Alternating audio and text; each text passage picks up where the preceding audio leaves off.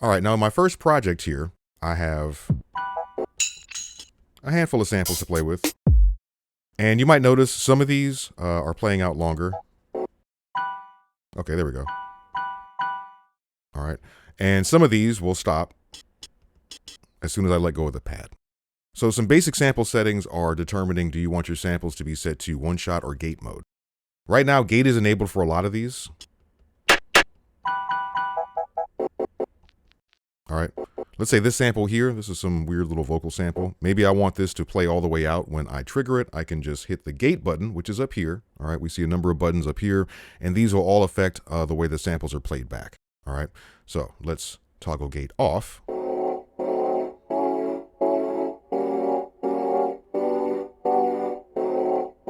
Okay, nice.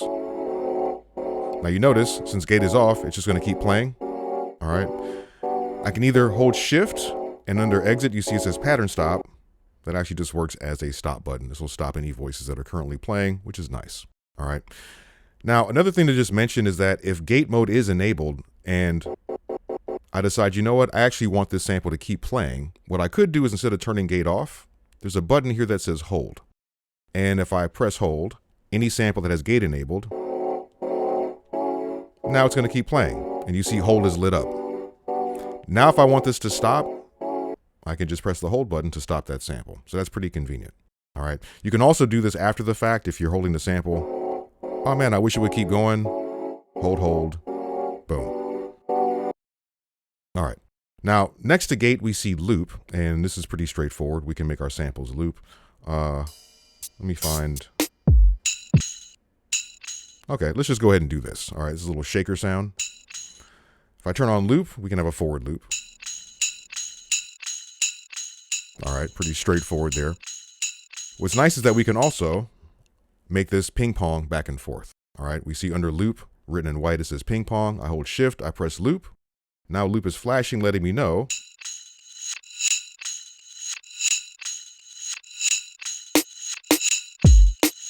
All right, anyway, that's pretty cool. Let's go back there and turn that off. Okay. You can change the loop length and whatnot in the start and end menu, and we'll look at that a little bit later. Next to loop, we have reverse. This should be pretty straightforward. Here is a ride cymbal. Let's hit reverse. There we go. Nice. And next to that, we have roll. Now, roll is really interesting because this allows you to basically re-trigger the sample in a certain rhythmic interval. One thing that's really important to understand with roll is that the tempo that the sample is re-triggered at is based on the sample tempo or the project tempo or the bank tempo. We'll get into that a little bit later. So let's say on my hi-hat, which is here, all right, I like to use roll. And I want to set this up so that the base level for my roll, the lowest value is going to be quarter notes. Once I set that, I can increase it or decrease it, but I can't go lower than the lowest level that I set. So you see under the roll button, it says roll set. If I hold shift, I can press this, and then I can switch, again, what's my lowest roll level. I'm going to set this to quarter notes. All right. So now if I hold roll and I press the hi-hat, it's going to continue like that. And now I can use the value knob, which is here.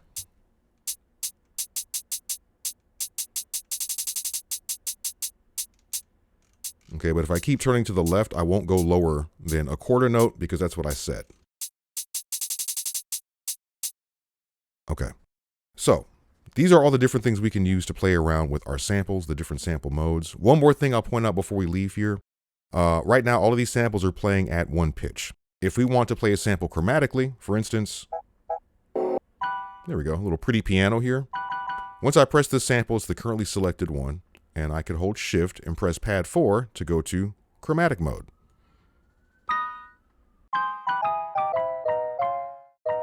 All right, and we see the screen has a key map. The white pad down here is the root note, and I can use the value knob to either shift the other keys higher in pitch or lower in pitch. So as you can see, just with those basic functions, we can do a lot with our samples, but obviously there's quite a lot more.